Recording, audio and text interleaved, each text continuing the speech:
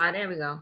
Peace and blessings, everyone. Thank you for tuning in. And today's topic is the benefits of plant-based nutrition and lifestyle. And I am joined today by beloved Master Ashep. And we're going to be talking about the journey of adopting a plant-based lifestyle. Is not a diet change, but it's a whole lifestyle that goes with it. And we're going to be talking about um, the benefits of plant-based nutrition and why we chose to eat this way and the benefits that it has given us. So let's begin with Master Ashep. Peace and blessings. Indeed, indeed. There Peace you and are. blessings, Hotep and wholeness. Good, good. Good to see you, brother. Yeah, Good to see you as always. You always looking happy and healthy. yeah. Feels good, as you know. Just it's a lifestyle, like your person says. It's all about that lifestyle. So that's it. Yeah. Okay. So share with us a little bit about what was your diet like growing up? Everything from the rooter to the tutor, as they saying goes. You know, for those that are old enough to understand that saying. Incarnating in Tuscaloosa, Alabama, and down south, you know, the traditional diet, standard American diet, and the initials is SAD, can be Right. considered SAD, standard American diet, right? Again, the rooted to the tutor, pig feet, pig ears, you know, chitlins, ribs, you know, some of the other family members, the eldest grandma, you know, cow tongues and, you know, chicken feet. And so, you know, those types of things. And yeah, so it was just, and growing up that way, you would just think that's the norm, you know, just eat, you know, being an omnivore, just eating meat is the thing to do. So yeah, in fact, being vegetarian, hearing about vegetarian was not even thing that my person can recall even hearing about growing up in Alabama, being a vegetarian. So yeah. Yeah, same here. Because where I grew up in Virginia, you know, my grandparents raised me the first few years and on a farm, so we ate mostly the vegetables from the garden that they grew. However, meat was the main dish in most meals, and it was eaten at every meal, just about. I don't recall ever having a meatless Monday or meatless any kind of meal. It was always meat with the sides and a lot of starch and a lot of dairy. And as I got older, I think when I was about 18 years old, suddenly I became lactose intolerant and couldn't eat milk any dairy product actually anymore, which was fine. And I made the switch to soy milk first, and then rice milk and coconut milk, which are my favorites. And once I became lactose intolerant and started becoming conscious in my lifestyle and my, you know, was changing, then my diet began to change with it. It was just a part of the process. But yes, growing up in, you know, down south, that, you know, everything was meat, you know, and every meal and every occasion was meat. You know, you had, you know, certain ones for Thanksgiving or the holiday just had, and other days, and then there was fish fries on Friday, and it was always, you know, crab feasts at cookouts, you know, rib parties and all that kind of stuff. So it was always, you know, meat based. Yeah. Yeah. Yeah, yeah. Well, so what prompted? And enjoyed it too. Now, again, don't, you know, just want to say loved it, you know, because that's what we grew up with. So yeah, even to this day, some nostalgia goes, certain smells kind of take my person back. It's like, oh man, remember, you know, Yeah, so when you smell certain foods, it brings up memories of certain events that you know, right? yeah, Absolutely, absolutely. That's the yeah, power of the sense of smell. What prompted you to change your yeah. eating habits to plant based? Um, it was reasoning, intellectual reasoning. Again, not wanting to change to be vegetarian because not knowing anything about it, first of all. And then the journey is interesting because it began at Howard University in 1997. My person entered there as a freshman in music, fine arts. And at the time, the director, the chair of the music department and director of choirs and bands, he was having some health challenges. And my person actually went as an older student at 25 instead of, 18. So at some point, my person became his assistant, and, just driving around and things like that. We'll go out to eat, and he would talk to my person. He was like, you eat all that meat and stuff, ribs, and because he would treat. So it was like, man, steak, whatever. And he was like, at some point, you may want to start changing your diet. It's like, for what? So we didn't want to hear it at that point. However, again, at the Howard University, Soul Vegetarian, which is a restaurant that at that time was ran by the Hebrew Israelites. Yeah. And just the name, Soul Vegetarian. I don't know about the vegetarian, but the soul is curiosity. So going in there and just hearing the brothers, one brother's named Yoab. I always remember that brother. I He know would begin him. to talk. Yeah, I remember him. Yeah. Yeah. And so just listening, it's like being open, and it made sense. And so, from the standpoint of, even the whole conscious piece, because not knowing anything about like spirituality, culture, things like this, meeting the Hebrew Israelites was my person's first introduction to the beginning of our culture. Even though it's through Christianity and the Bible, those are who we are. It shifted my person saying, wow, we're somebody more than just Black people in America, which my person very ignorant of. That's all I thought. So, and it was that Soul Vegetarian, just beginning to eat, and it made sense intellectually. So, yeah. Now, at the same time, my even just reflecting on this story, since I asked about, sharing this story, my person realized there's also a certain level of consciousness or being ready for certain things as well. Yeah. Because even though my journey began in 1998, rather, introduction and the slow transition in 98, there were times when my person was not vegetarian, being a plant-based, and was, not as much, or it depends on as much as before, went back to, it's a so-called backslid, fell off the wagon. And again, because it wasn't a conscious thing, I wasn't consciously ready for it.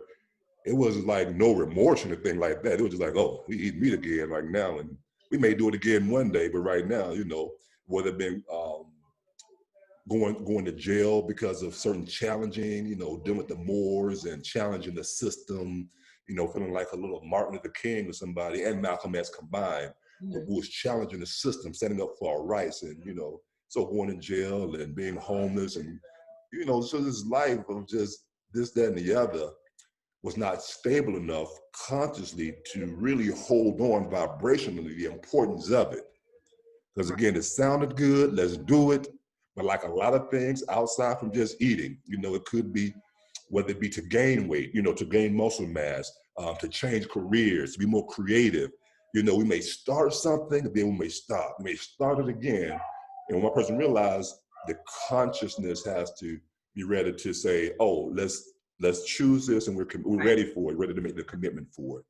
And so it wasn't until maybe about 6 years ago, 46 years ago, my person was consciously made the commitment that says, quit playing, become serious about life and what's actually happening, and dedicate yourself to health, save yourself, in other words. Yeah. Yeah, that's great. That's great. So with me, I started my conscious journey around age 18. That was in the 90s as well. And so I started reading a lot of books by different authors. And as I was changing my lifestyle and my spiritual consciousness, I read How to Eat to Live by the Honorable Elijah Muhammad. And I also found a copy of Queen Afua's book, Heal Thyself. And I started reading those two books around the same time. And then I was introduced to Dr. Africa's books.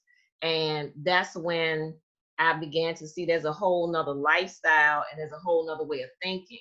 And so I started slowly changing my eating habits. I gave up the red meat and the dairy first, and the chicken and the fish and everything. And so it's been a evolution process of giving things up. And then as you give things up and change, your mind changes and your whole lifestyle around you changes. And so that lifestyle change supports the decision that you made, how you want to eat. how you want to think, how you want to dress. It all like I said, it's a lifestyle. It all goes together. Yeah. What prompted you to change your eating habits to plant-based? Was there anything specific that made you, was it because of your consciousness, or was it a spiritual decision of eating foods that are living, or was it just for health reasons, or any particular reason? All of the above, all of the above. And again, because intellectually, even today, there's so much information out there about the benefits of being plant-based. Mm-hmm. If one isn't ready, isn't open enough to like implement and says, let's do it, then it'll be just that information. Yes. And so again, my person, 97, 98 had the information, Mm-hmm. experimented, something tried it, again, because the consciousness wasn't there, like your person mentioned, it's about the lifestyle, because the essence of it, the essence of it goes back to what most of us talk about when we speak about oneness Mm-hmm. and unity and things like this, in a sense of, in a general sense, right, in the most harmonious way, Mm-hmm. eating plants, right, especially if it's outside on your own garden, your own farm, what we're eating is for the most part leaves Mm-hmm. and the flowers, Mm-hmm. the fruits of the flowers, the leaves, salad, kale. And the roots. Yep. Right, and the roots, which are all herbs. So, this is just a different form of herbs. And so we say, okay, especially with the leaves and fruits, the plant's still alive. So you take from it and it grows back. Whereas with the animal, it's, the sentient being is gone.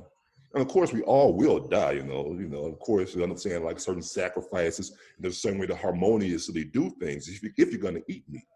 There's we're not saying you shouldn't at all, but if you are, there are certain ways in a more harmonious way that actually raises the vibration and becomes more ceremonial and ritualistic. However, again, the way it's done today is just the opposite, with the fear and the hormones and these things. Again, we know intellectually, but if one is not ready to accept the mantle of just being better person, I guess it comes down to just being a better person, and being a better person starts with health. Because Yeah. being a better person understands that we're talking about the health of the, not just the physical, emotional, mental, as well as spiritual bodies, like the four bodies. And Absolutely. once we take on that mantle, the plant base is a no-brainer. It's just at the rate which we're transitioning, So there's no wrong or right way to transition at certain speed, because the consciousness is there, and it will sustain itself to transition to that. So like you said, it all comes back down to the consciousness from Right. our person's experience. Yes. Absolutely. Good. Did you face any obstacles when you were making the transition?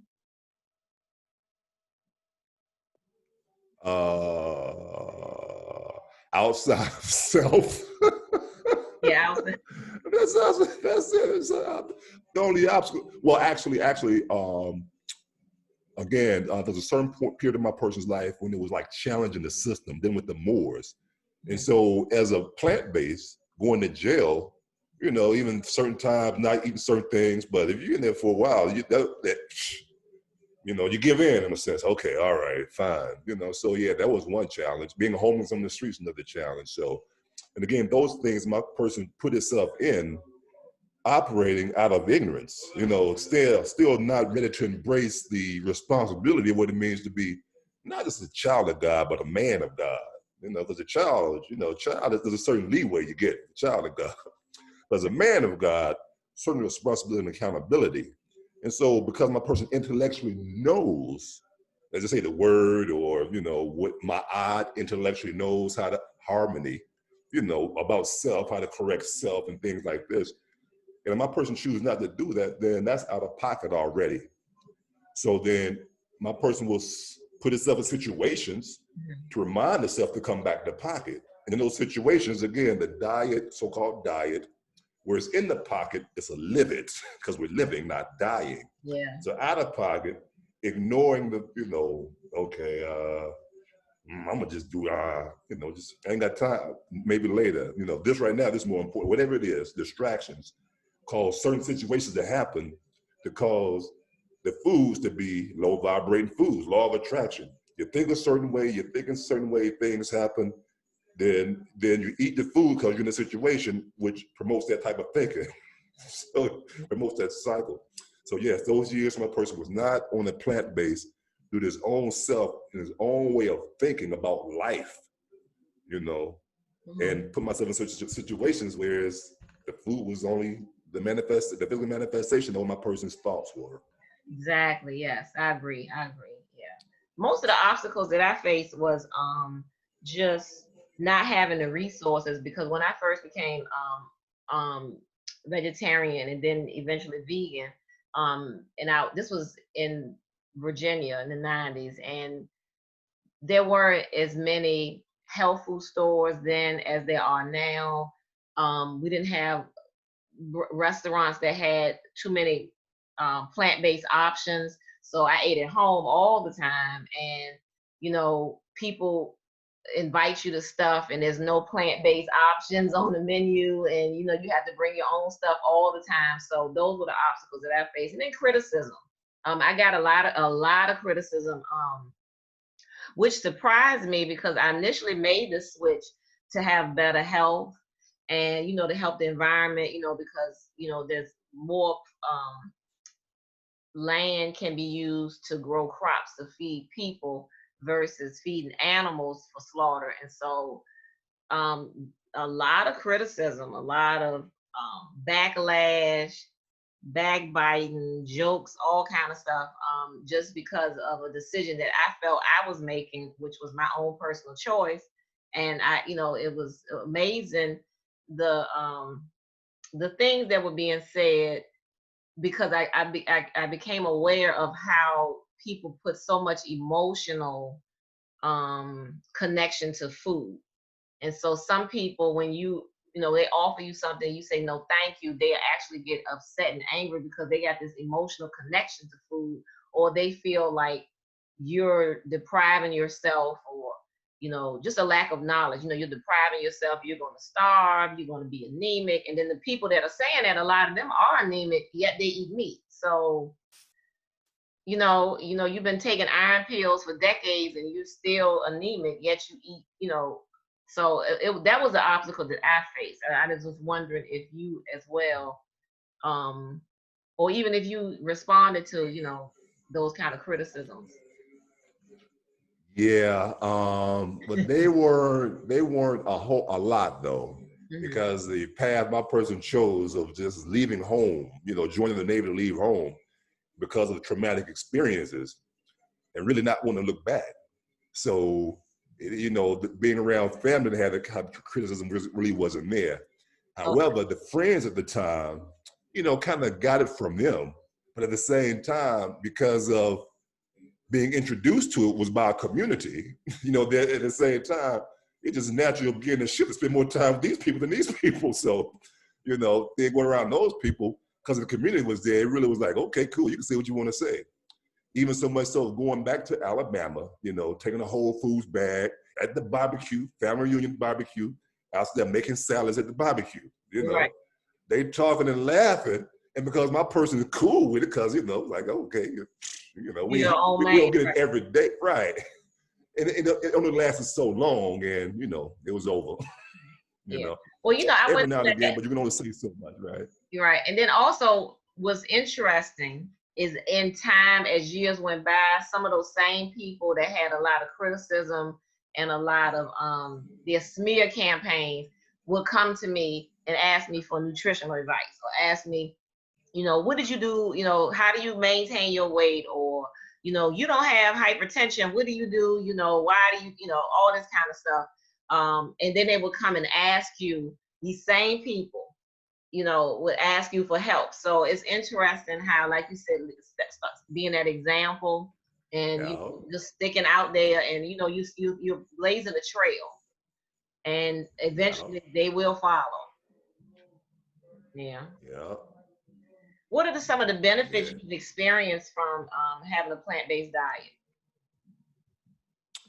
Um, Feeling vibrationally. Traditionally, my person doesn't experience the itis, as we say, after every meal. Mm-hmm. In fact, my person doesn't recall the last time they actually experienced that itis. Especially, this we just celebrated. A lot of people celebrated Thanksgiving, giving thanks to this People Day. We just got together with family, ate a lot of food, whatever the reason for the season, you got together and ate a lot of food. Traditionally, a lot of people experience that itis. Yeah. Even eating a lot of plants, at most, my person may experience maybe a little, we call it maybe bloatedness. It's like, it's not moving. It's not moving. It's not setting still. It's just moving slowly. And it's that like full feeling. Right. Don't really want to sleep, but just don't want to do too much because it's like, it's heavy. It's a heaviness. And generally that's, not to put them on blast, but certain foods like certain wheat gluten. Every now and again, my person's like either some drumsticks or something, it's like, it's been a while. And we'll accept that little, just sit down for a little while, and that may be the only meal for the day, let that pass through. And so the benefits, again, is just having that energy of not feeling lethargic and having that itis. And so over time, it's like adding energy to doing things, being more productive, because every little bit adds up.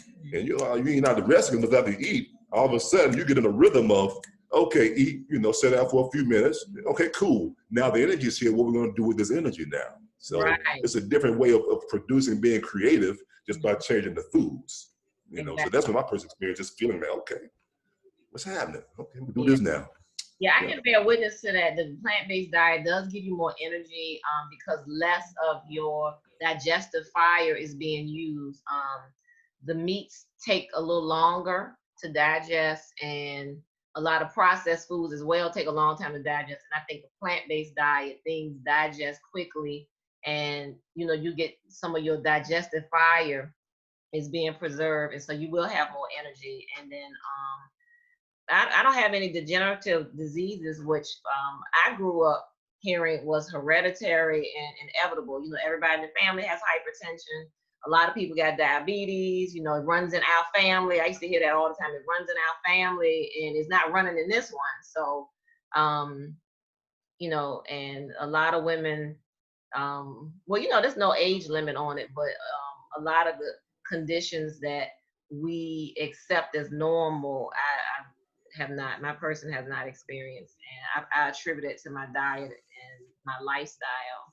And also I used to have really bad Oh, menstrual cramps when I was younger, and when I changed my uh-huh. diet, that Uh-huh.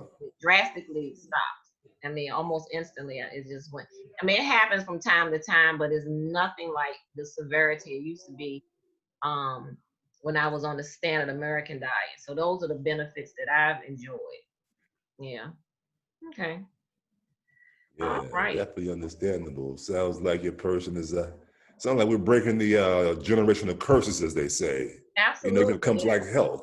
It Hmm. runs in the family. If we're not getting it, we broke that curse. Right.